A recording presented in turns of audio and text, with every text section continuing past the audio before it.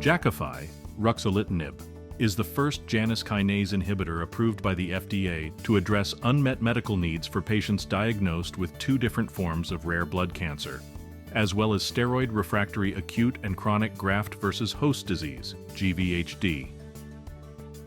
Tonight we honor Marianne Covington, Niku Falahatpiche, Laureen G. Galya, Gregory Hollis, Mei Li, Yanlun Li, Pingli Liu, Yvonne Lowe, Thomas P. Mediewski, Ryan McGee, David J. Maloney, Yong Ni, Yongchun Pan, Bhavnish Parekh, James D. Rogers, Peggy A. Shirley, Leeson Shaw, Stacy Shepard, Trupti Sheth, Jack Shi, Chris Vadi, Haisheng Jason Wang, Swami Yelaswaram, Jiacheng Zhou.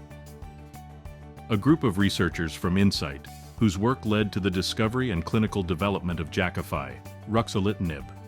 The story of Jakafi begins shortly after Incyte Corporation was founded in 2002 in Wilmington, Delaware.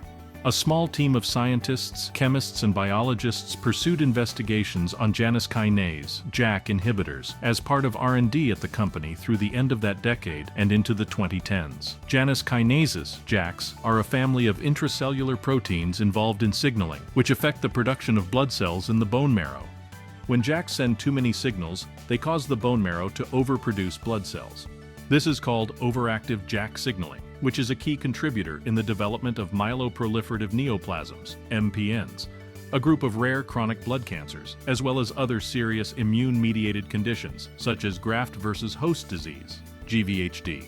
As a JAK1/JAK2 inhibitor, Incyte's Jakafi targets JAKs to reduce overactive signaling. In 2011, Jakafi received its first indication approval by the FDA as a treatment option for adult patients with intermediate to high-risk myelofibrosis, MF.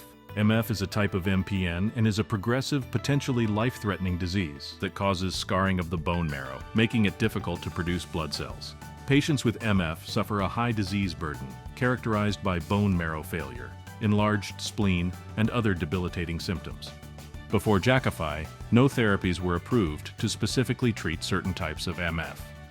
In 2014, Jakafi received its second indication approval, becoming the first medicine approved by the FDA to treat adults with polycythemia vera (PV), another MPN who have already been treated with a medicine called hydroxyurea with a lack of treatment success or who were unable to tolerate it. In PV patients, Jakafi helps by keeping their hematocrit under control and reducing spleen size. Jakafi was also approved to treat patients with acute and chronic GVHD in 2019 and 2021 respectively.